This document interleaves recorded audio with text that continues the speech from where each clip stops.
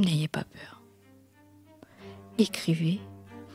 Et même si votre langue n'est pas parfaite, elle n'est pas idéale, elle n'est pas dans l'air du temps, elle n'est pas à la mode, vous vous exprimez de manière bancale, imparfaite, intranquille, c'est la vôtre. Comment devient-on écrivain ? Est-ce un choix, une nécessité ? Comment comprendre les origines de cette vocation et apprendre des plus grands ? Je suis Aurélie Lévy et je vous propose dans ce podcast de découvrir les coulisses de la vie d'auteur. Son processus créatif, son quotidien, ses secrets, ses questionnements et ses moments de grâce. L'idée ? Partager l'expérience et le savoir des écrivains titulaires de la chaire d'écriture de Sciences Po qui dispensent aux étudiants des cours d'écriture et de création depuis 2019. Une série de 10 épisodes réalisés par Baptiste Dupin, diffusée sur actualité.com en partenariat avec Sciences Po et sa Maison des Arts et de la Création. Sciences Po.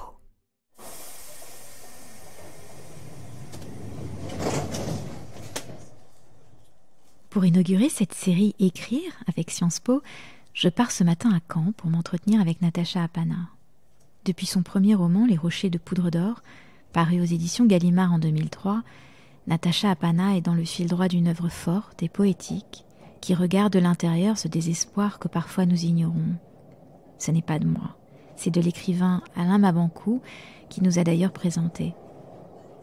Parmi les romans incontournables de Natacha figure Tropique de la violence, paru en 2016 et inspiré de ses 2 années à Mayotte, pour lequel elle remporte entre autres le prix Femina des lycéens, mais aussi Le ciel par-dessus le toit sur la liste du prix Goncourt 2019 et Rien ne t'appartient, paru en 2021, toujours chez Gallimard, et lauréat du prix des libraires de Nancy, Le Point.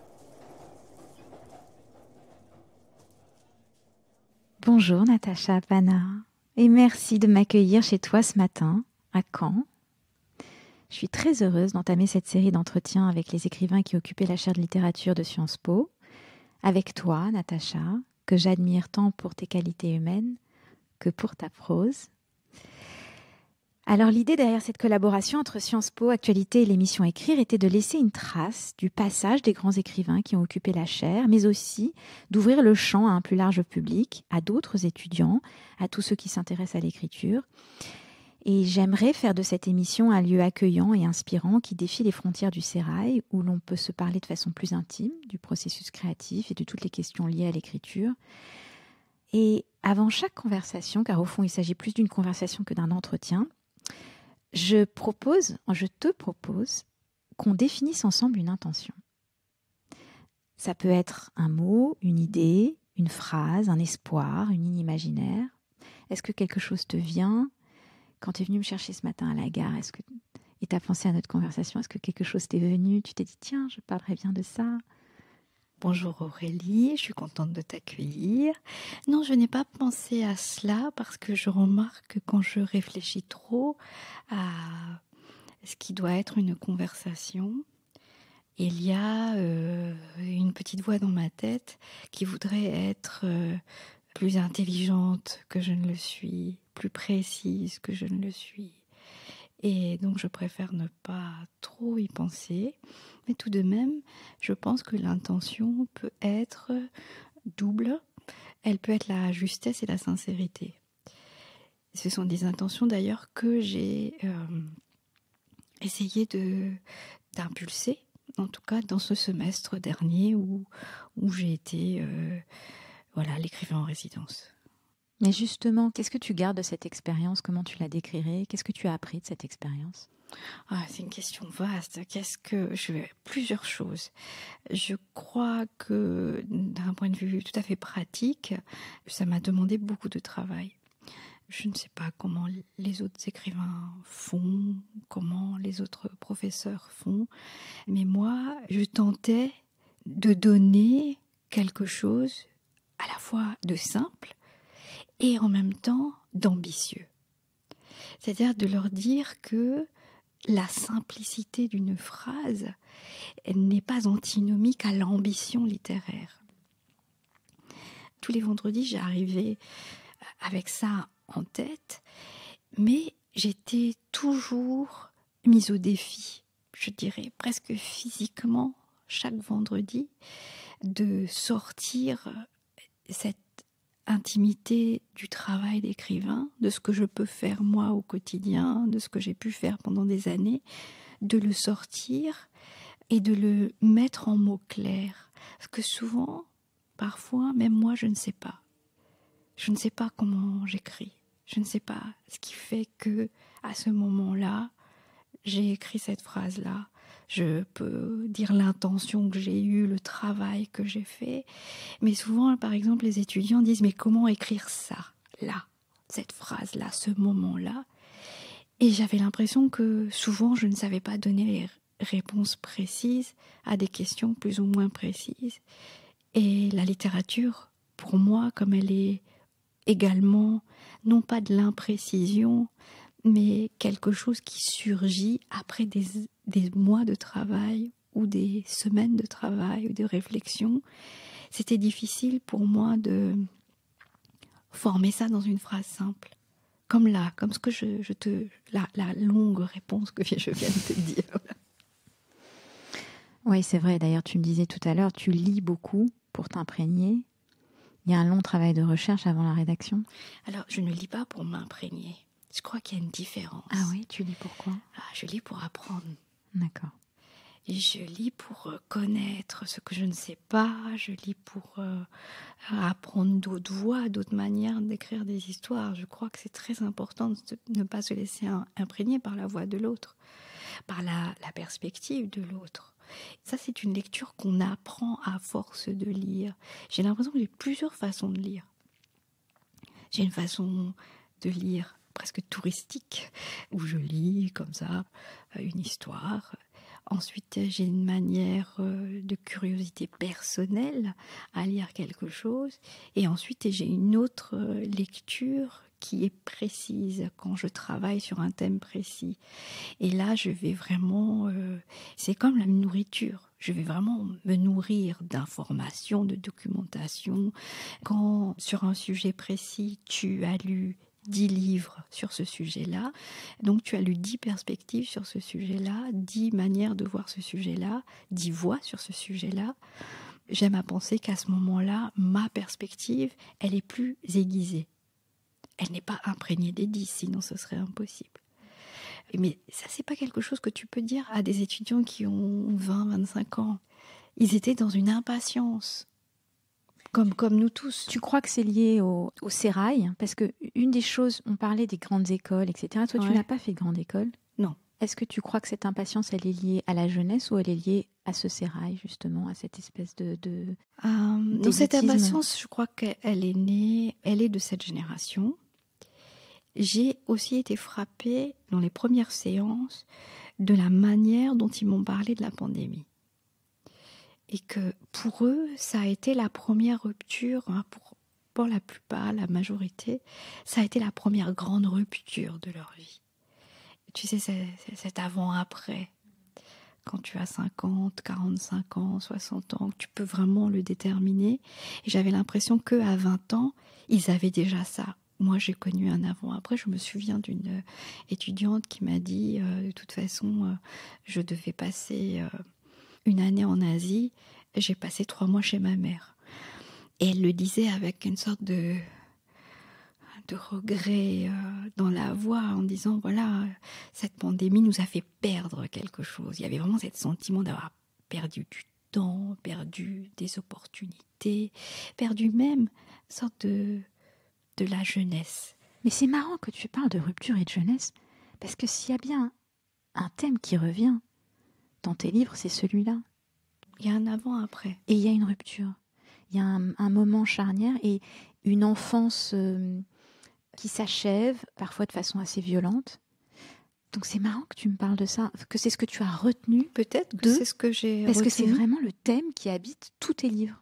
Qu'est-ce qui te plaît dans ce sentiment de rupture ? Est-ce que c'est là que quelque chose naît, justement ? En fait, moi je crois que je suis passionnée par une sorte de banalité de la vie et qui tout à coup devient extraordinaire. Un événement, une émotion, une rupture, quelque chose qui se casse, et alors ce tapis gris qu'on mène au quotidien devient autre.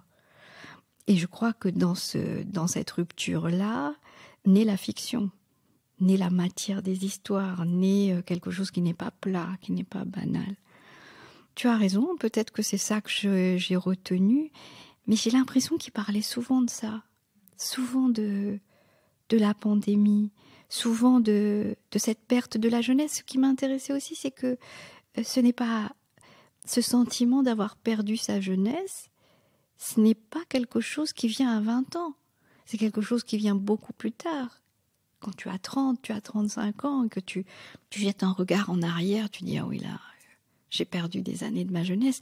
Eux, ils le vivaient presque en temps réel, et ils le disaient presque en temps réel. Ils avaient cette impression-là, palpable dans les mains. Au fond, la rupture qu'ils ont vécue, elle est celle du lien social. Oui. Donc ils viennent l'exprimer autrement dans une sorte de temporalité. Et du voyage, particulièrement pour les élèves de Sciences Po. Tu étais comment, toi, à leur âge ?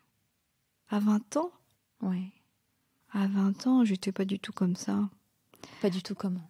J'avais l'impression de vivre vraiment ma jeunesse. Mais avec le recul, je me suis rendu compte que je sais que je l'ai complètement perdue. C'est-à-dire ? Ah, c'est difficile à expliquer. Parce que j'ai fait des choix personnels qui m'ont amené, entre l'âge de 19 et de 25 ans, à vivre une vie très différente des gens de mon âge. Quand j'avais 20 ans, je pensais que j'avais fait un choix... transgressif ? Oui, non, le choix, il était transgressif. Je pensais que j'avais fait un choix pour mieux vivre cette jeunesse-là, pour mieux l'habiter, pour mieux l'éprouver. Et aujourd'hui, je me rends compte combien je l'ai brûlé, combien je l'ai gâché. Mais ça sera l'objet d'un livre un jour. Je sais que voilà, j'ai fait des choix compliqués. J'ai fait des choix difficiles. Et tu peux nous en dire plus ou tu ne veux pas? Non, je ne peux pas parce que je n'ai pas encore moi-même tout à fait compris. Et tu crois qu'on comprend? Bon, en tout cas, on peut regarder en face, même si on ne peut pas comprendre. C'est intéressant ce que tu dis parce que dans ton œuvre, le rapport à la temporalité, il y a des choses qui se retrouvent aussi. Tu nous présentes un personnage au temps T, au temps présent, puis tu recules.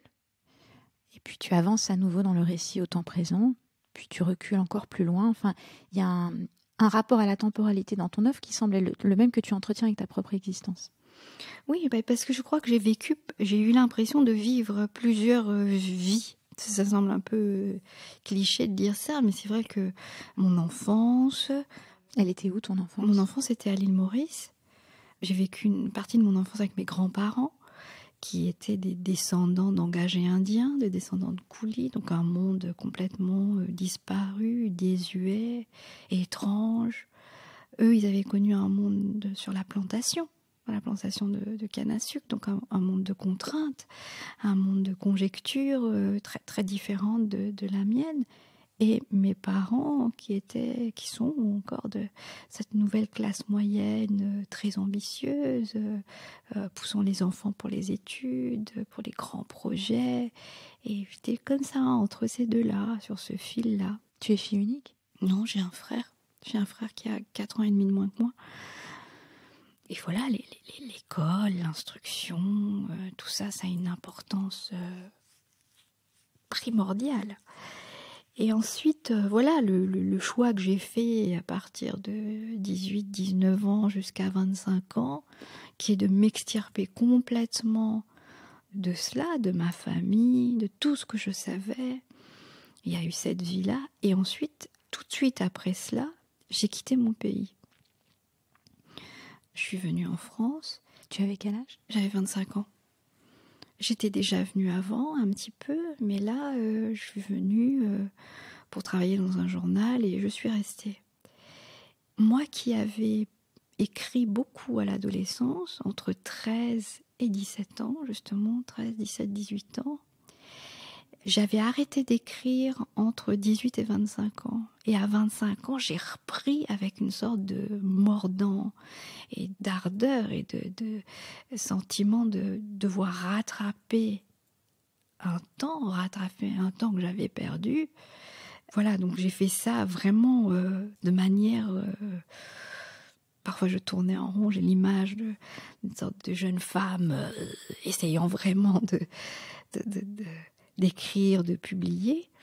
Et ensuite, j'ai une vie comme ça de 25 à 34 ans, où en effet, j'ai publié mes 4 premiers romans. Et ensuite, ça semble fonctionner, ça semble marcher. Et ensuite, je vais à Mayotte. 2 ans. Et là, c'est une rupture pour moi. Comme toutes ces ruptures dont je t'ai parlé, c'est une autre rupture. Parce que là, pour revenir peut-être à ce qu'on disait au début, je ne sais plus écrire. La rupture, en tout cas après mon 4e roman, c'est une rupture de silence, qui est exactement le contraire de devoir, de dire, de raconter. Parce que je ne savais plus. Et je n'ai pas publié pendant 8 ans. Mon 4e roman s'appelle Le Dernier Frère, a été publié en 2007. Et mon 5e roman, En attendant demain, a été publié en 2015. Tant de choses peuvent arriver en 7 ans. Et bien sûr, j'ai essayé, j'ai beaucoup écrit, j'ai essayé d'écrire, mais je ne trouvais pas ma voix. Cette rupture-là, en particulier, m'a fait perdre ma voix. Enfin, je croyais que m'avait fait perdre ma voix, mais je pense aussi que le fait d'aller ailleurs, d'aller à Mayotte, dans un département avec un contexte, une actualité tellement obsédante pour moi, prenante pour moi. Je venais d'avoir un enfant moi-même. J'allais te dire, je pense que l'arrivée de Nila, en fait, je pense que... Oui, et elle avait 2 mois quand on est allé sur place. Ça a joué aussi sur... Bien sûr, ça a joué parce que ton identité se dédouble. Toutes mes images de Mayotte, de mes souvenirs, ils sont extrêmement vivaces, comme les plantes d'ailleurs, ils continuent à grandir, mais je l'ai avec ma fille dans les bras. D'ailleurs, je vais te raconter une anecdote que moi j'aime beaucoup. Donc on a vécu à Mayotte 2 ans, donc après je reviens à Paris, etc. Et donc en 2014, je suis revenue à Mayotte.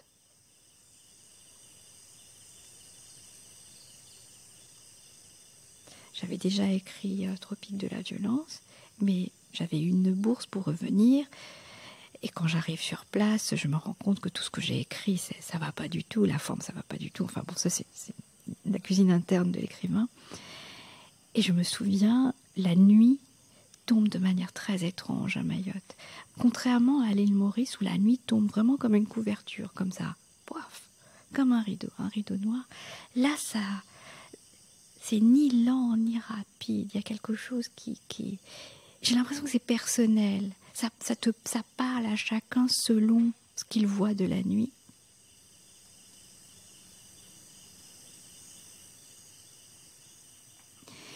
C'est toujours un moment où on est intranquille comme ça.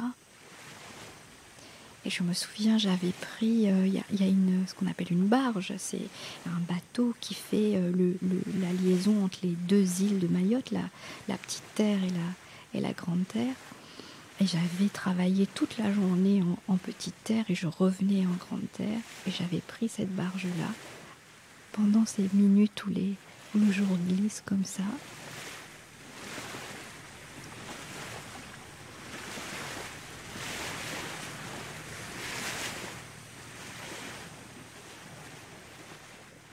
Et là, j'ai eu le sentiment à nouveau d'avoir mon bébé dans les bras. Le poids de son corps, la forme de son corps. Et je me rendais compte que même physiquement, j'ai fait ça de mon bras. Et tout ça, ça a infusé dans mon texte, dans le sens où la présence de ce qui ne se voit pas, la présence de ce qui a été une fois, qui est encore, mais sous d'autres formes, ça m'avait beaucoup marqué, ça. quelque chose qui m'a marqué dans Tropique de l'avion, c'est comme tu l'as précisé, tu avais écrit le livre et puis tu as refait ce voyage, tu as compris que tu avais tout faux et puis tu as eu cette rencontre, cette soirée incroyable avec ce garçon qui a fumé de la chimique avec toi, je crois, devant toi. Oui. Je veux bien que tu me racontes cet événement parce que Oui.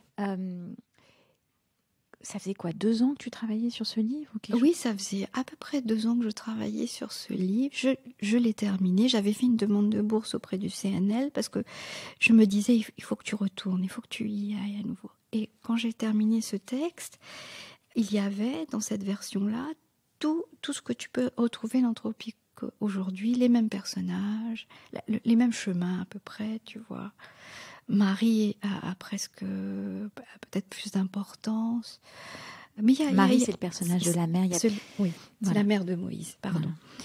Peut-être c'est ça que tu disais tout à l'heure sur la voix, quelque chose, parce que quand tu as dit la voix, tu as fait ce geste envers le plexus. J'avais une voix, enfin un instinct, qui me disait, mais c'est ça, mais c'est pas ça. On en revient à la justesse et la sincérité. Oui. Tu savais que c'était pas juste. Oui, exactement. Je savais que c'était pas juste. Je savais que c'était un bon travail, mais que ce n'était pas ce travail-là que je devais écrire. Je ris parce que je t'interromps 2 secondes.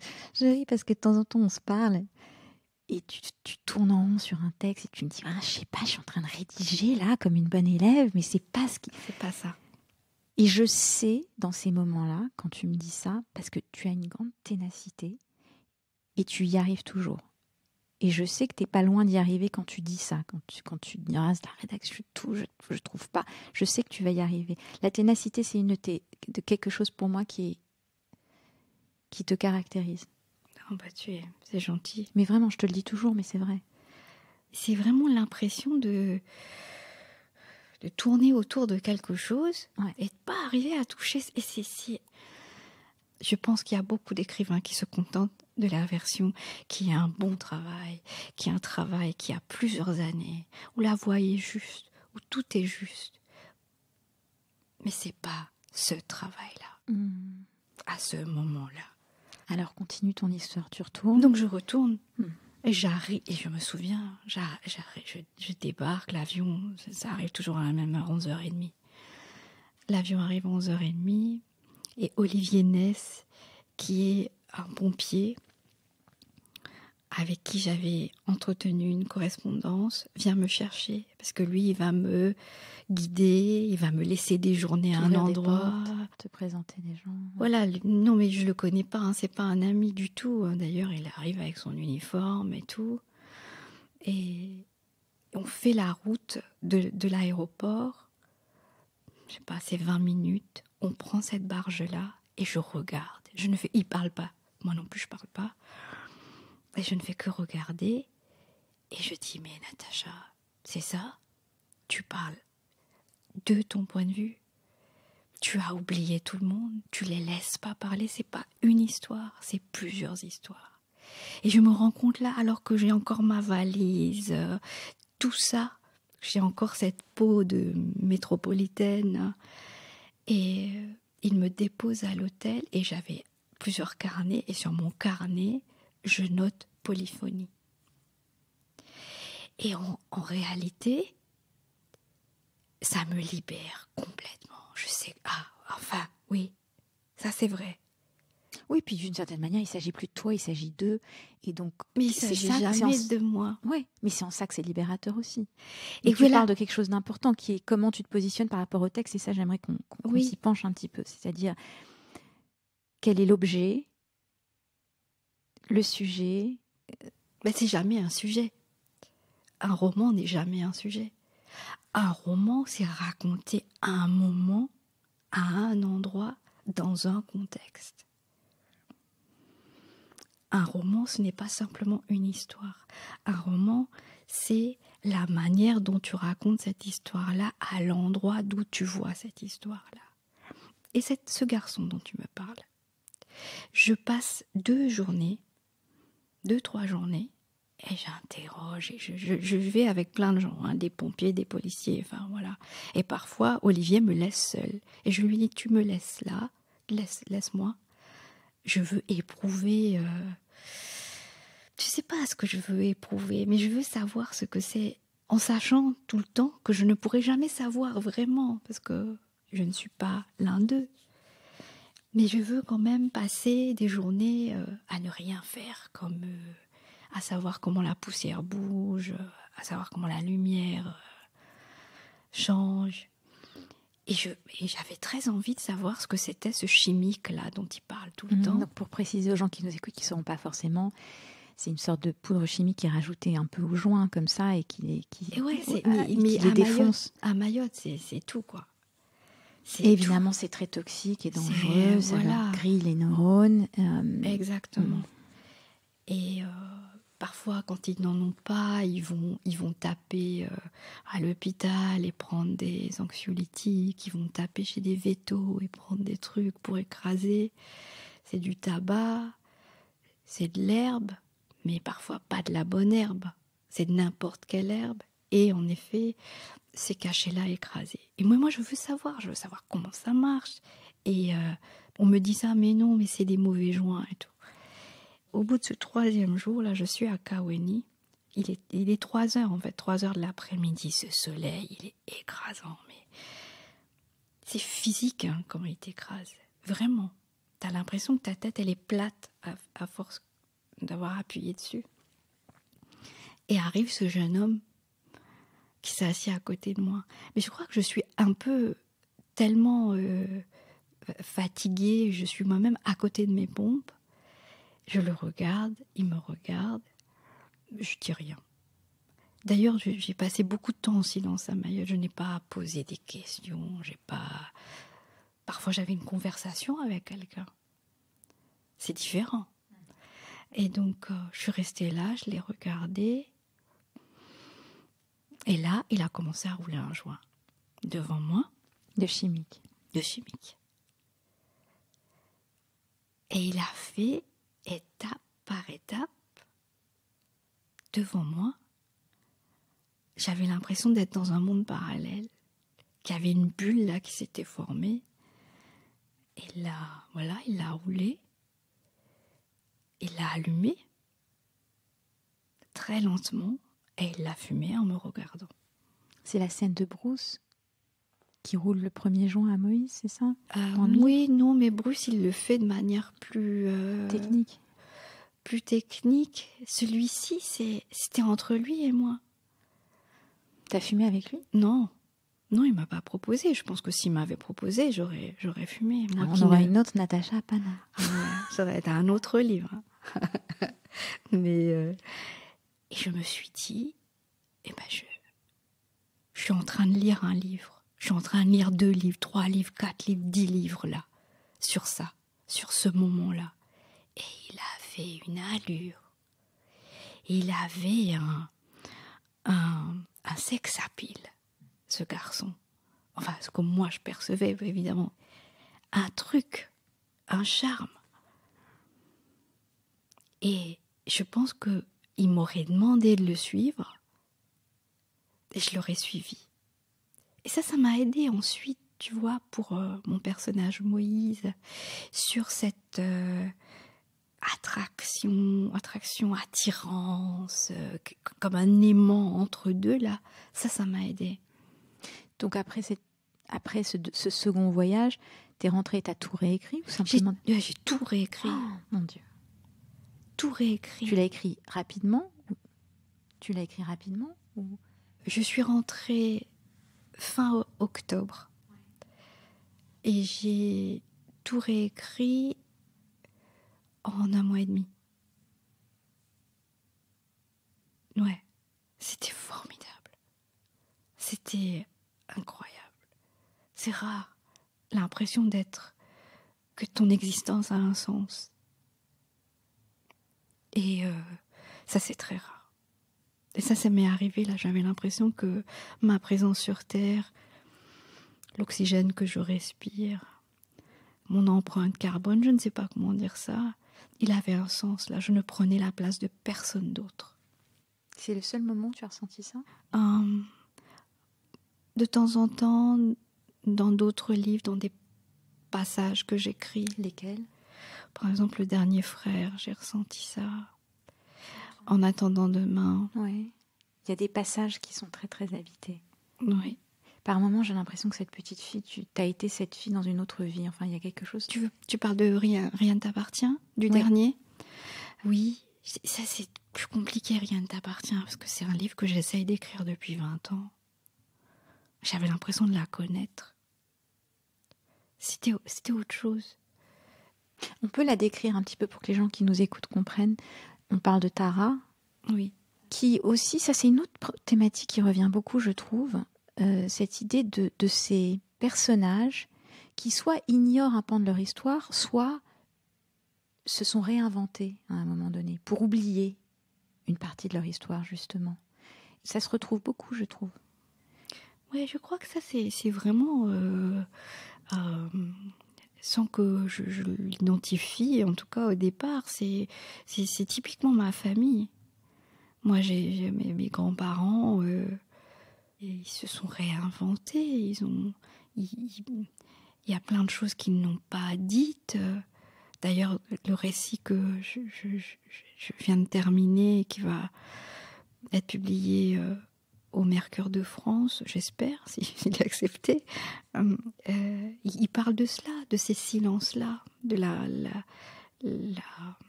l'envie de recomposer un passé, mais également, je crois que j'ai été toujours, quand j'étais enfant, très marquée par le déterminisme dans la religion hindoue. Ce côté, c'est ton destin, c'est son destin, c'est son machin, ça me... J'ai jamais compris ça. J'ai jamais... le rôle que tu as, la difficulté de t'extirper de ta condition. Alors comment tu as fait, toi? Tu l'as fait par l'écriture? Est-ce que je me suis vraiment extirpée de ma condition? Je sais pas. J'ai très certainement choisi un travail qui est à l'opposé de tout ce que mes parents pouvaient attendre de moi. C'est quelque chose qui reste très mystérieux pour eux. Et comment ils le prennent? Comment ils l'ont pris? Je pense que mes parents ont été étonnés que je publie plus qu'un livre, que je continue. Alors, revenons, puisque on fait des allers-retours passé-présent, un peu comme dans tes livres, et j'ai envie de revenir à un moment spécifique qui est, est-ce que tu te souviens de la première histoire que tu as écrite? Oui, tout à fait. Tu te souviens de quoi elle parlait? Oui, absolument. Tu nous la racontes? Claire comme de l'eau de roche. D'ailleurs, c'est une histoire avec laquelle j'ai gagné un concours. T'avais quel âge? J'avais 16 ans. D'accord. Donc, quand tu m'as dit que tu écrivais entre 13 et 17, tu écrivais quoi alors à 13? Ah, tu parles de 13 ans, là, les histoires que j'ai écrites quand j'avais 13 ans. Ou tu parles tout cas, la première à laquelle tu penses, tu avais 16 ans. Oui. Et c'est la première qui a été lue aussi, c'est ça? Oui. Elle a été lue par qui en premier? Elle a été lue par mon prof de français. Oh, c'est tellement bien cette question. Parce que j'adore Nita. Raconte-moi, c'est important, la première personne qui te lit. Ouais. Et d'ailleurs, c'était très drôle. C'est une femme que j'admire, que j'adore, que j'aime de tout mon cœur. C'est une prof de littérature à l'île Maurice. Elle avait les cheveux courts. Elle était superbe. Elle est toujours d'ailleurs. Je pense que j'étais amoureuse d'elle. Tu sais, comme on peut être amoureux de ses profs, amoureuse de ce qu'elle était, des livres qu'elle me conseillait. Je suis allée chez elle une fois, j'avais vu sa bibliothèque, mais je me disais, mon Dieu, comment faire pour être pareil un jour? Comment faire pour pouvoir avoir l'intelligence de lire comme ça? Donne-moi 3 auteurs qu'elle lisait, s'il te plaît. Yourcenar, ouais. Camus, ouais. Philippe Roth. Oh, d'accord, ok. Oh là là, c'était vraiment... J'avais l'impression tu sais, d'être un récipient.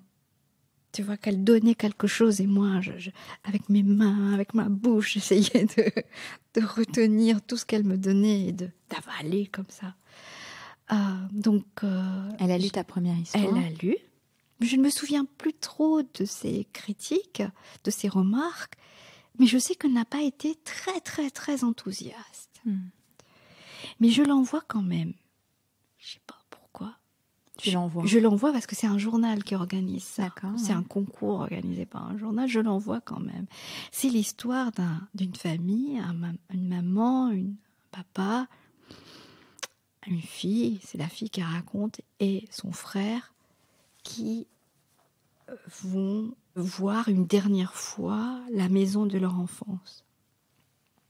Et c'est cette visite que je raconte, tout simplement. C'est assez impressionniste d'ailleurs.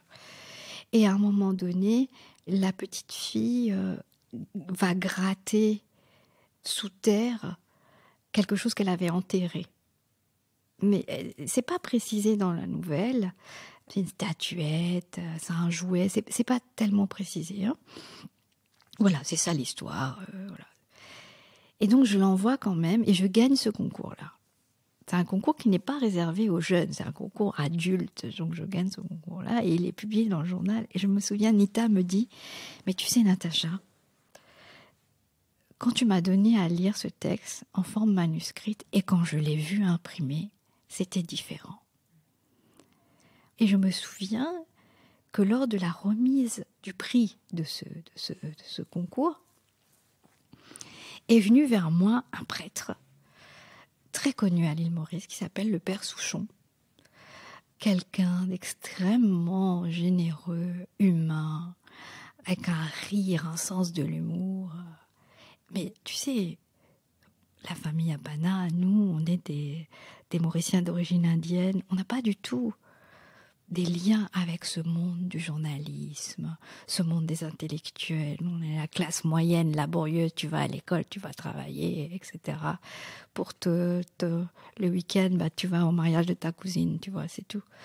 Et je me souviens, la première fois qu'on voyait, tu vois, des gens que tu voyais à la télé, ou ce prêtre-là, qui était vraiment une personnalité très importante, un homme, un être humain de grande valeur. Et il vient vers moi. Mes parents sont starstruck, tu vois, ils sont là, mon Dieu, le Père Souchon. Et il me donne une petite statuette. Et il me dit, c'est peut-être ce qui était enterré chez toi. Et je pense que c'est de là d'où vient, parce que moi je ne suis pas catholique, je ne suis pas chrétienne, lui il l'était. C'est de là d'où vient Ta ferveur. Oui, ma ferveur, ma foi dans ces choses-là. Mais tu sais, c'est des choses parfois... Peut-être parce que l'écrivain est un être de grande solitude. Et parfois, j'ai besoin d'avoir ces idoles-là à côté de moi. Je me dis, bon, ça peut pas faire de mal. On fait tous comme on peut avec tout ce qu'on peut trouver. Exactement. Qui peut aider. Franchement, on prend. Comme tu dis ça bien, exactement. Parce que parfois, c'est vrai qu'il nous arrive de discuter parfois. Et je te dis, mais quelle idée d'écrire. Mais ouais. Mais oui, quelle idée. Mais, oh mon Dieu. Mais tu sais, parfois... C'est ça, parfois. Et ça, je les ai dit. J'ai dit ça aux étudiants. Alors, on a fait une séance en visio, parce que c'était un jour où je ne pouvais pas aller à Paris. Et je leur ai montré mes cahiers. Tu vois, les cahiers d'écriture que ils ont j'ai. adoré, j'imagine. C'est une séance qui s'est très bien passée. Je les ai trouvés beaucoup plus ouverts avec moi à distance que... En présentiel, comme ils disent, oui. entre guillemets. Mais je pense que c'est une génération qui est très plus à l'aise. Avec l'écran. Avec l'écran. À la fin, on s'est envoyé plein de smileys. On s'est envoyé plein de cœurs. Alors que pour mon dernier cours, certains sont partis sans dire au revoir. Enfin, certains ne t'ont surtout pas dit bonjour, Natacha. Oui, certains ne disaient pas bonjour. Ça me faisait un peu mal au cœur, parfois. Tu crois que c'est quoi? Je pense qu'ils venaient en classe. Mais est-ce que tu peux expliquer quand même l'importance du bonjour pour tous ceux qui nous écouteront? L'importance du bonjour. Ben oui, tout est dans le bonjour quand même. Ah ouais, moi j'imaginais ce moment. Voilà, j'imaginais comme un moment qu'on partageait ensemble. C'est vrai que je leur donnais des exercices à faire, beaucoup d'écriture. Je disais toujours, on est là pour écrire. On n'est pas là pour juste discuter. On est là pour réécrire aussi. On a beaucoup réécrit. On a travaillé en groupe aussi parce que je trouvais que certains ne faisaient que prendre et pas donner assez. On n'entendait jamais le son de leur voix. Et je voulais qu'ils disent quelque chose. Je voulais qu'ils partagent quelque chose. Au moment où tu occupais la chaire, de temps en temps on se voyait, donc tu me racontais à la fin les cours, etc. On échangeait. Il y a deux, trois choses un peu concrètes sur le texte que j'aimerais aborder avec toi. Il y a la question de la ponctuation, il y a la question de la description de l'usage de l'adjectif, Oui. et de cette simplicité dont on parlait, qui était une intention de départ, comment tu leur as transmise. Tu m'avais raconté cette anecdote assez incroyable de cette description de la femme. C'était quoi ce truc, cette femme avec le dos voûté? Tu peux nous... Oui, il devait raconter le réveil. Mais le réveil particulier, parce qu'au réveil, il tombe sur une image. Et donc, essayer, sans contexte, sans rien, essayer de décrire ce réveil-là avec la perspective de cette image. Donc, on se réveille de 30 ans de coma et on voit une image, comment l'interpréter, etc. Et donc, il y avait un garçon qui avait... d'ailleurs, son personnage était une femme, et qui avait passé, mais vraiment, un paragraphe sur la description du corps, mais les os, c'est les os craqués, le dos voûté, je crois que tu m'avais dit. Les muscles, ceci, cela, c'était lourd. Et j'ai tout coupé, je lui ai dit, elle était vieille. C'est ça ta phrase, elle était vieille. Cette phrase-là, juste la première d'un texte, elle était vieille. Point. C'est une très bonne début de phrase. C'est excellent. Début de chapitre. Mais c'est excellent. Juste ça, elle était vieille. Ou alors, désormais, elle était vieille, si tu veux mettre. Voilà. Et, oh là là, mais je ne sais pas s'il a été très content, mais pour moi, tout était là. Après, il peut dire que les os craquent ou elle a le dos plutôt voûté. Ils étaient là pour montrer, tu vois, démontrer qu'ils savaient écrire, certains en tout cas, qu'ils savaient utiliser les mots, que les mots pouvaient devenir des phrases, et que ces phrases-là pouvaient devenir des paragraphes, etc. Mais moi, j'étais pas là pour savoir s'ils savaient écrire. J'étais là pour savoir, est-ce qu'ils ont quelque chose à dire? Est-ce qu'ils ont une intention? Est-ce qu'ils ont une voix? C'est important la voix. Ah oui. C'est Nora Ephron qui disait writing it's about having a voice. C'est ce que je dis toujours. En fait, tout le monde n'a pas une voix. Non. Regarde Tropique par exemple.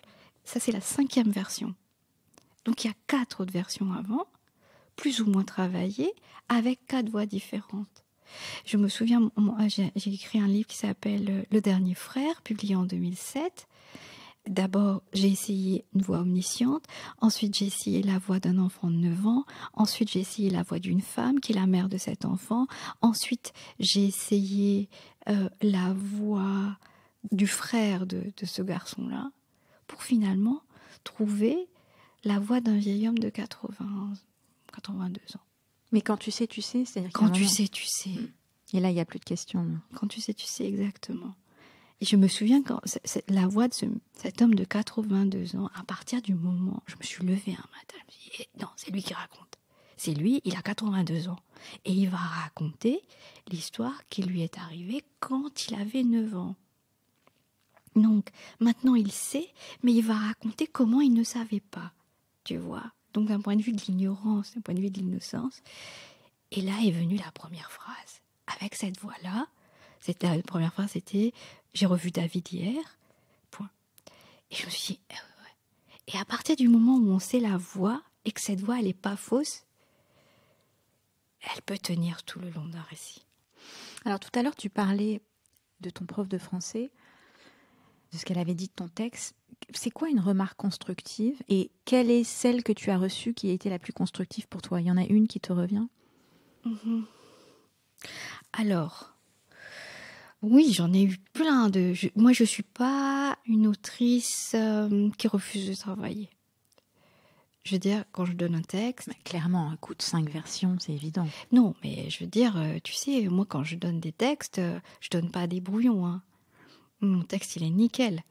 Je donne jamais de premier jet. Jamais. Là, je te dis, j'ai terminé un texte, je n'ai pas de titre, je ne rendrai pas tant que je n'ai pas de titre. Je ne veux même pas le rendre en disant je n'ai pas de titre. j'ai l'impression que ça dit de moi quelque chose qui n'est pas bien du tout, du tout. Mais il y a une exigence, mais c'est ton exigence qui fait ton talent. Je te dis ça, la ténacité, l'exigence, et puis ma capacité à choisir des robes. C'est exactement. Ben oui, tu ne le dis pas assez, je trouve. Dis-je, habillée en jean. Non, mais je voudrais répondre à la question précédente qui était la critique constructive. Je crois que c'était un enseignement que m'a offert mon premier éditeur, qui est Jean-Noël Schifano, chez Gallimard. Et lui, c'est quelqu'un qui lit sans lisser les textes. C'est très important dans l'édition française. C'est quoi lisser un texte pour ceux qui nous écoutent? C'est gommer les aspérités, c'est ça? Oui, c'est l'écrire en bon français, c'est l'écrire en français bien joli. Avec une syntaxe verbe, sujet, complément. Respecter la ponctuation pas trop comme il faut. Pas trop, évidemment. Et lui, il acceptait parfois mes tics. Et je me souviens tout à fait d'un... C'était mon 3e roman. J'avais écrit... Elle voulait un homme à ses bras. Le correcteur a mis non, c'est un homme à son bras. Il l'a recorrigé. Il m'a dit à ses bras, c'est merveilleux. Un homme à ses bras, ça veut dire tout à fait autre chose. Et en réalité, il corrigeait comme cela. Il me corrigeait souvent comme cela. Il me disait, mais laisse ces petites... cette manière dont tu tords la langue, en réalité, c'est pas des fautes. Ces expressions-là, laisse-les devenir la manière dont tu t'exprimes. Et c'est pareil avec la ponctuation. Tu as une sorte de liberté Exactement. Autour de la ponctuation. J'en ai parlé tout à l'heure. J'avais envie. J'ai une grande liberté, mais c'est parce que je ne la vois pas, moi, la ponctuation. Mais pourtant, elle est là, elle est bien présente, mais elle s'affranchit des règles. Oui, mais parce que elle est là pour servir la voix, la respiration, le souffle. Tout le monde ne s'exprime pas pareil. Si tu es né à Paris, si tu es né à Lyon, si tu es né au fin fond de Mayotte, si tu es né en Inde, tu ne t'exprimes pas pareil. La manière dont tu construis tes phrases n'est pas la même. Mon éditrice actuelle, elle me fait beaucoup de remarques sur d'ajouter quelque chose, d'enlever quelque chose, et on discute. J'avais un éditeur chez Gallimard pour Tropique de la violence, avec qui j'ai fait beaucoup d'allers-retours parce qu'il était dans le lissage de mon texte. Un peu. Non, il était dans... Je ne sais pas pourquoi je dis un peu, tu vois. J'ai toujours peur qu'on dise « Ah, elle a dit ça, elle a pas dit ça ». Donc, il était dans le lissage des textes, mais bon, c'est pas très grave, c'est quelqu'un de sa génération. Et à un moment donné, dans mon texte, Bruce, donc le chef de gang de Mayotte, décrit un élu local et lui dit, lui, dans son Nissan Qashqai. En fait, tu vois la marque de voiture Nissan Qashqai. Et comme il avait un flow très particulier, Bruce, dans la manière dont il décrit, il sait très bien parler français, mais il soumettait cette langue-là à lui. La langue était soumise à lui et non pas le contraire. Et il dit non, c'est les élus dans leur Nissan Qashqai. Parce que c'est le flouze, tu vois. Et mon éditeur me dit, ça veut rien dire. Nissan Qashqai, ça veut rien dire. Et moi, je dis, non. Pour moi, ça veut tout dire. Donc, voilà. Après, moi, j'ai eu une expérience aussi d'hyper-correction, d'hyper-critique, qui fait que j'ai quitté mon éditeur. J'ai été chez l'Olivier, et ensuite, sur un texte, on était tellement peu d'accord que, finalement... Parfois, il y a cette erreur de lire un texte, non pas pour ce que le texte est, mais pour ce que l'on voudrait qu'il soit. Alors, ça nous amène à parler de la position, de quelque chose qu'on a abordé juste avant que l'enregistrement commence, en parlant d'un autre écrivain d'ailleurs. C'est peut-être maintenant qu'on peut aborder cette question-là finalement. Parce que ce que tu dis au travers de ces corrections, c'est l'imposition d'une élite, d'un savoir, d'une compréhension de la langue française. Est-ce que tu vois où je veux en venir ? Oui, je comprends ce que tu dis. Et en réalité, tu vois, je lisais un essai ce matin sur le centre et la périphérie. Et je sais que mon premier roman, c'est sûr, c'est un roman écrit avec l'envie de bien écrire, avec l'envie de montrer que je sais écrire. Pas que je sais écrire en tant qu'écrivain, ça qui est terrible. C'est l'envie de montrer que je sais écrire en tant que femme, marron, venant d'une île, n'ayant pas le français comme sa langue maternelle, mais elle aussi, elle sait écrire, elle peut écrire, elle ne fait pas de fautes. Tu vois ? Il y avait un côté comme ça, un peu scolaire, dans la manière dont j'ai écrit, qui, j'espère, ne se voit pas que moi je vois.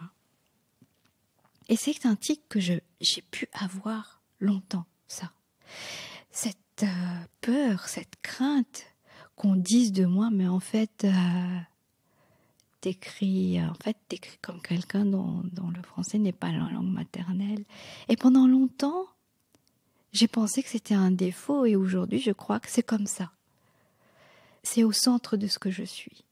Le français n'est pas ma langue maternelle, mais le français a toujours été ma langue d'écriture. Qu'est-ce que ça dit, qu'est-ce que ça dit pas, ça je ne sais pas.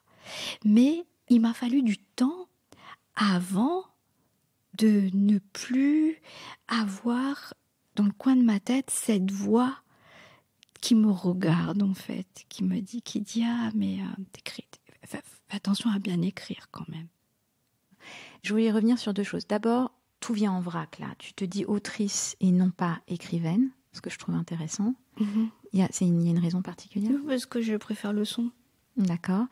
Et on parlait de langue et de la langue française. Tu te souviens quand on s'est rencontrés pour la première fois? Oui, je sais, à Nantes. Ouais. Pour un débat sur non, mais la première fois dans un ascenseur. Oui, c'est vrai. Oui. Bon, bref, on s'est rencontrés à Nantes dans un ascenseur et it was love at first sight. Mais surtout, on s'est rencontrés sur une table ronde sur la traduction avec Céline Curiol. Oui. Et c'était quoi les auteurs qui sont aussi traducteurs, etc. Exactement. Oui. Et tu es une formidable traductrice. Mais j'allais te demander, qu'est-ce que ton activité de traductrice t'a apporté en tant qu'écrivain? Comment traduire a changé ton rapport à la littérature et à l'écriture? En réalité, je ne me considère pas comme étant traductrice parce que il y a des traducteurs qui sont formés, qui ont été à l'école, qui bossent dur, et c'est très difficile en France de vivre de son métier de traductrice. Et à chaque fois, j'ai traduit par hasard. Tu dois écrire dans une autre langue ce que l'autre a écrit dans une autre langue. Et donner à entendre la même musique. C'est ça, exactement. En tout cas, la même intention aussi. Oui, mais la même... Les deux. Tu vois, ça doit être pareil. Ça doit ressembler. Et moi, je le vois. Par exemple, mes textes sont traduits en anglais. Je cherche ça. Et je cherche... voilà, je sais quand c'est bien réussi, quand c'est la même musique. Et il n'y a pas longtemps, j'étais à Barcelone pour Tropique de la violence. Il n'y a pas longtemps, c'était avant la pandémie. Et je ne comprends pas le catalan. Et il y a une lecture. Le castillon, pardon. Pas le catalan, le castillon. Il y a une lecture. Et donc, la dame, elle lit le texte. Et après, je vais la voir. Je dis, je suis sûre que votre traduction est excellente. J'avais l'impression d'entendre mon texte, mais dans une autre langue.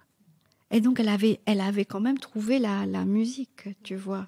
J'ai arrêté de traduire parce que c'est trop difficile. Mais oui, je suis bien d'accord. Les traducteurs devraient être payés 10 fois plus. Oui, non, mais ce qu'ils se font payer est juste absurde. 10 fois. C'est l'autre raison pour laquelle je le fais plus. Mais oui. Parce que c'est un... Bah attends, tu travailles 3 mois, tu te retrouves à 1500 €. Ça pose la question de l'argent. T'en as parlé avec les étudiants de Sciences Po, de la réalité de ce que gagne un écrivain, du rapport à l'argent, tout ça? Non, quelqu'un m'a demandé, en rigolant, bah alors comment vous gagnez votre vie? Ah, qu'est-ce que tu lui as répondu? J'ai dit, je vends les livres, j'essayais de leur dire par rapport aux droits d'auteur et tout. Mais la question était posée de manière un peu ironique. Donc, toi, comment tu vis Moi, Oui. écoute... Comment tu vis justement cette... je dirais pas cette précarité, mais cette contrainte, celle de l'argent dans ta vie d'écrivain. C'est terrible parce que moi, j'ai la chance d'être en couple et d'avoir un mari qui a un travail. Donc, j'ai une stabilité matérielle. J'ai la chance aussi d'avoir un mari qui ne me dit pas t'as ramené combien là. Je suis sûre que ça existe. Qui ne compte pas, c'est pas qu'il ne compte pas, qui ne me fait pas sentir. Tu vois, Tropique de la violence a bien marché, j'ai des droits d'auteur, je gagne... je pense que si je vivais seule, j'aurais pu vivre seule. Payer mon loyer, etc. Ça aurait marché. Mais ça marche quelques années. Après, il faut continuer à... Tu vois, mon dernier livre n'a pas beaucoup marché.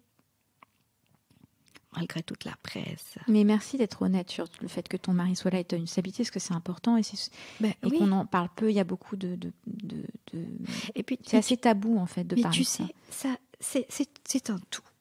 C'est un tout. Notre fille a 14 ans. Moi, j'ai fait un choix. Enfin, je dis je fais un choix, mais je pense que c'est les 2 années à Mayotte qui ont imposé ce choix-là, parce que je me suis retrouvée, j'étais seule à la maison avec elle. Ensuite, je suis également, une grande partie de ma vie, c'est d'être à la maison. Je cuisine, je fais le ménage, je m'occupe de l'intendance. On en parle beaucoup, toi et moi, et j'aimerais justement y revenir, parce qu'être une femme qui écrit, ce n'est pas tout à fait la même chose qu'un homme. Non. D'ailleurs, quand toi-même, tu as interrogé un bon nombre d'écrivains sur leur processus créatif, sur leur travail, etc., tu m'as raconté que quand tu donnais rendez-vous aux écrivains hommes, ils te donnaient toujours rendez-vous à l'extérieur et les femmes toujours à la maison. Tu peux me raconter ? Absolument. J'ai fait une série pour RFI. C'était en 2005. J'avais d'ailleurs interviewé Louis-Philippe d'Alembert. Louis-Philippe, Alain Mabanckou, Simon Dagdekin, qui est un poète. On embrasse tous les deux d'ailleurs, oui. Et Louis-Philippe et Alain Mabanckou. Et grâce à qui on s'est rencontrés. Oui, c'est vrai. Véronique Ovaldé et Pierrette Fleutiot, qui est décédée il y a quelques années. Pierrette et Véronique me donnent rendez-vous chez elles. Pierrette n'a plus d'enfants à ce moment. Ses enfants sont grands, je veux dire. Elle vit avec son mari, mais elle donne... Tu vois, elle aurait pu ne plus avoir d'intendance et tout, mais elle m'a donné rendez-vous chez elle, m'a fait un thé. Elle a fait la vaisselle en même temps. Et je me souviens très bien de Véronique. Véronique m'a donné rendez-vous chez elle. Je crois qu'elle avait 3 enfants ou 2 enfants à ce moment. 2 enfants en tout cas, minimum. Elle rangeait les jouets. Elle gardait un œil sur... l'horloge parce qu'elle devait aller les chercher. Et en même temps, elle me parlait de son écriture. Seymour m'avait donné rendez-vous au pied des buttes de Montmartre, dans un dehors touristique incroyable, pour me parler de la poésie. Et Alain m'avait donné rendez-vous dans un café. Et donc, je me suis toujours dit, ben voilà, eux n'ont aucun mal à parler d'écriture dans ce dehors-là. Et nous, les femmes, en tout cas pas tous, mais elles avaient besoin d'être chez elles parce qu'elles avaient tant de choses à faire encore. Et moi, ça c'est un truc que j'ai pris en pleine tête. En pleine tête quand j'ai eu un enfant. Et quand, justement... j'étais seule avec elle et que fallait... Mais encore aujourd'hui, ta fille rentre déjeuner tous les jours. Donc quand tu travailles, souvent tu me dis j'ai envie d'avoir la journée entière et tout ça. Tu as des coupures, c'est tronqué, c'est saccadé. Après, la contrainte, elle est fructueuse. Ça, j'en suis persuadée. De toute façon, on fait avec, on s'adapte. Aurélie, surtout, moi, je n'ai pas de famille immédiate. C'est ça, donc tu es seule responsable. Oui, je n'ai pas. Mes parents ne vivent pas ici. Mes beaux-parents sont décédés. Je n'ai pas de sœur, je n'ai pas de cousine. Je n'ai pas d'amis proches à Caen. Donc, par exemple, quand je donnais des cours à Sciences Po et que j'écrivais mon récit, je cuisinais en avance, je préparais, tu vois, et le moins de grain de sable dans un rouage, si quelqu'un tombe malade, ou si toi-même t'es malade, ou si t'as un problème. Et en fait, ça c'est quelque chose, je pense que j'ai écrit différemment après. En quoi tu as écrit différemment? J'écris moins naïvement. Quand j'ai une journée entière sans interruption, j'ai l'impression que c'est un cadeau. Mais la preuve, tu as fini ton texte la semaine dernière. Oui, voilà. J'avais une semaine sans interruption. Et donc j'ai l'impression que... Voilà, tu vois, c'est intense, que chaque minute compte. Qu'est-ce qui t'angoisse le plus? Par rapport à l'écriture? De la vie en général. De la vie en général. Ouais, ta plus grande peur? Ma plus grande peur, ce serait... je vais répondre par rapport à l'écriture. Forcément, ma plus grande peur, c'est de ne plus écrire. De ne plus pouvoir écrire. La période où je n'ai pas écrit, où je n'arrivais pas du tout à aller au bout de quelque chose, ou alors c'était plus compliqué de ça. C'est-à-dire, la manière dont j'écrivais ne me correspondait plus.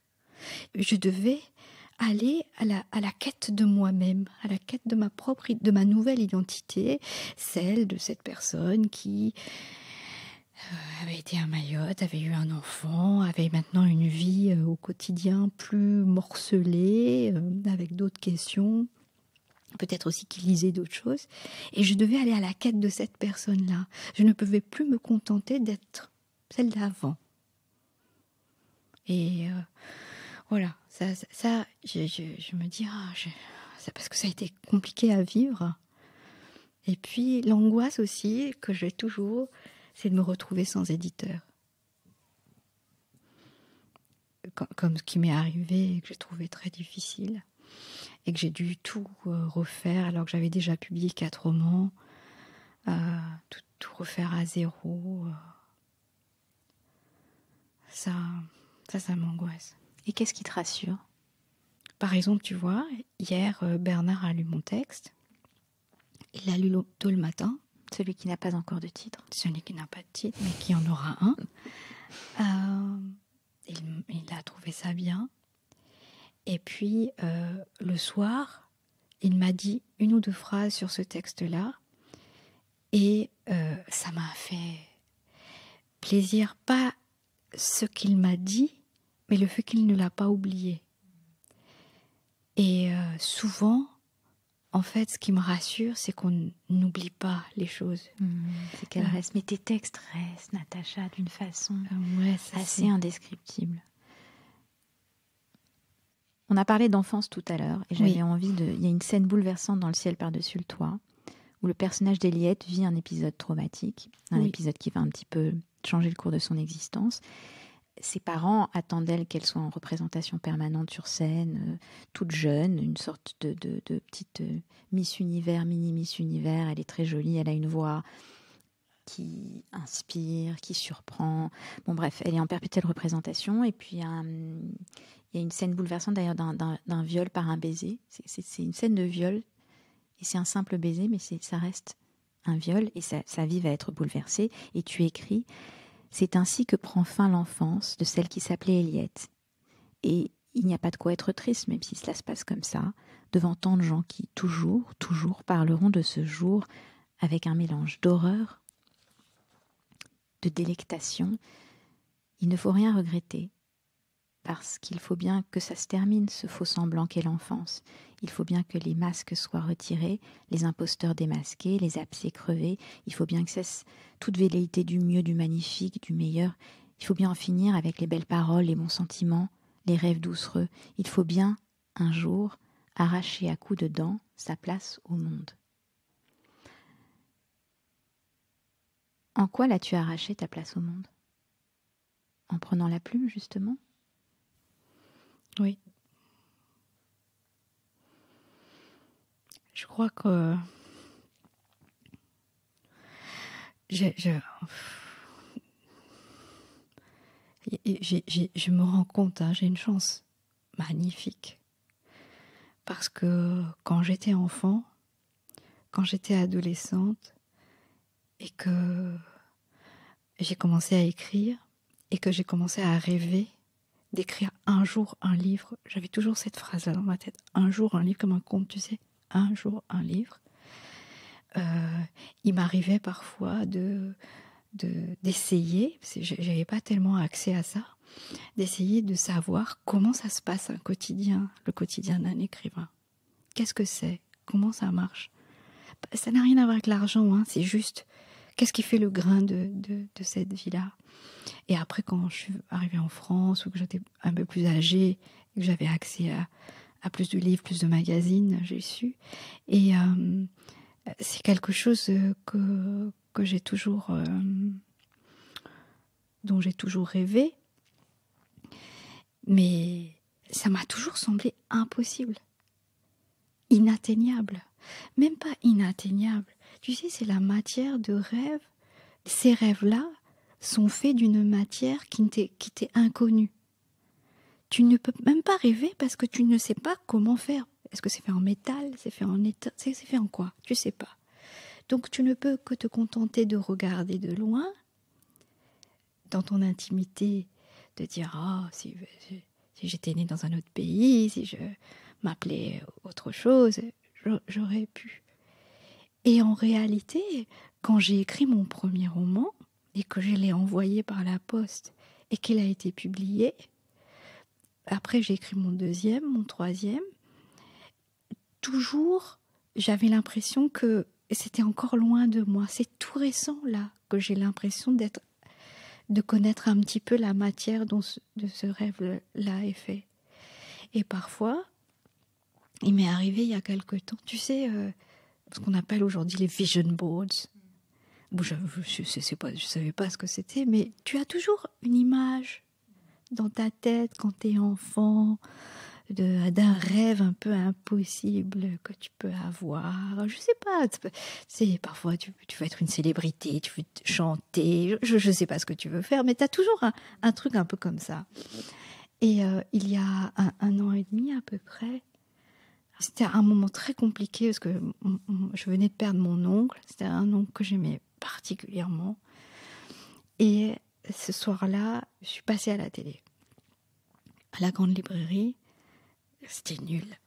J'étais très triste. J'étais pas bien. J'étais pas bien. Bon, c'était pas une bonne émission. Moi-même, j'étais pas bien. Et je suis rentrée à l'hôtel. Et dans l'hôtel, je ne sais pas, il y avait la disposition de la chambre. Il y avait ma valise. Moi, j'ai des grands sacs avec 2 t-shirts, une jupe, une robe, mais j'ai 10 livres. J'ai toujours. Je ne sais pas pourquoi, je n'arrive pas à prendre un livre. J'ai toujours. Et dans ma valise, il y avait une sorte de la disposition de cette valise-là avec comme des livres qui débordaient. Et ce jour-là, alors que j'étais d'une tristesse sans nom, que j'avais vraiment pas bien fait mon travail, qui était de donner envie aux autres de lire mon livre, et c'était raté, je me suis dit, tiens, j'ai un déjà-vu, j'ai rêvé de ce moment-là, où adulte, je serais dans un endroit avec une valise, et dans ma valise, il n'y aurait que des livres. De l'importance de la visualisation. Oui, je crois que je cherchais ce jour-là, qui était un jour triste pour moi, un moyen de me rattacher à ce que j'avais été, à la petite fille qui rêvait d'avoir des livres ou de lire ou d'avoir l'intelligence et la possibilité aussi d'acheter ces choses-là et de les lire et de me dire tout n'est pas perdu, il y a encore ça. Qu'est-ce que tu dirais à tous les gens qui rêvent d'écrire, oui, eux aussi, ou qui y pensent, oui, quel que soit leur âge, et qui n'auront pas eu la chance de suivre tes cours justement à Sciences Po, quels conseils tu leur donnerais? Oh, je leur dirais, n'ayez pas peur. N'ayez pas peur. Écrivez. Et même si votre langue, votre langage n'est pas parfaite, elle n'est pas idéale, elle n'est pas dans l'air du temps, elle n'est pas à la mode. Vous vous exprimez de manière bancale, imparfaite, intranquille, c'est la vôtre. Allez-y, envoyez-le par la poste, comme j'ai fait. Mais je crois qu'on pourrait s'arrêter là. Est-ce que tu voudrais rajouter quelque chose? Est-ce qu'il y a quelque chose qui te revient là après notre conversation? Je ne suis pas l'écrivain idéal pour les podcasts sur l'écriture. Non, je vais t'expliquer pourquoi. Parce que quand on vient de milieux comme moi, où l'accès aux livres, l'accès à ce genre de métier est fermé, pas parce qu'on n'a pas d'argent, c'est juste parce que ça n'existe pas. C'est pas, il faut être médecin, il faut être pharmacien, il faut être je ne sais pas quoi. J'ai parfois une sorte de gang comme ça. J'ai du mal à parler de ces choses-là, alors que j'aurais plein de choses à... J'aurais voulu être plus ouverte. Voilà. Peut-être alors, laisse-moi te poser cette dernière question. Quelle est justement la question que tu aimerais qu'on te pose, à laquelle tu aimerais répondre? Tu en as fait des entretiens au fil du temps avec tous tes livres.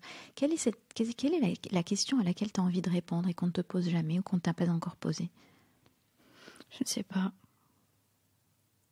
J'aimerais répondre à certaines questions, moi-même. Par exemple, quand on me dit « Pour qui écrivez-vous » Je trouve cette question très intéressante. J'allais te la poser. Oui. Mais je n'ai pas la réponse.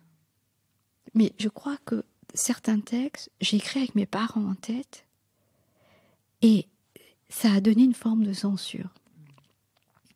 Je crois qu'on écrit toujours avec tu vois, on s'auto-censure. Je sais que le prochain texte, que c'est bien de finir sur un prochain texte, le prochain texte que je vais écrire, que j'ai envie d'écrire, oh là là, si tu savais, j'aimerais qu'il n'y ait personne d'autre dans ma tête qu'un centre plein et rempli d'authenticité et de sincérité, qu'il n'y ait aucune autocensure. Aucune interférence, en fait, avec l'esprit conscient, c'est-à-dire que ce soit purement... Oui, mais comme ça va parler des gens encore vivants, tu vois, ça va être un récit, j'aimerais qu'il y ait qu'il y ait le moins de voix en disant ça va pas leur plaire, ou ça va pas... Écoute, c'est toute la liberté qu'on te souhaite. Ah oui, merci. Et que tu mérites. Et j'aimerais te remercier de t'être livré avec tant de candeur et de sincérité, de justesse. Je crois qu'on a réussi, tu vois, dans notre intention, à te remercier pour ton amitié précieuse. Pareil, c'est réciproque. Oh J'étais très contente de te rencontrer. Moi aussi, j'ai bien de la chance. C'est un peu tard, je trouve, pour moi, qui suis si âgée. Et je trouve très difficile de se lier. Et c'est un métier aussi qui est compliqué, je trouve, pour faire des amis. Il y a une très bonne camaraderie, mais il y a un côté feutré et il y a un côté de caste qui est publié, qui fait quoi. Je trouve que c'est un travail aussi qui est tellement dans la solitude ou l'intériorité que tu es obligatoirement ramené à cela. Qu'est-ce que tu fais de cette journée, de ce temps, de cette histoire? Mais tant que tu y penses, c'est pas une longue journée. Tant que tu n'oublies pas que tu écris, c'est déjà bien.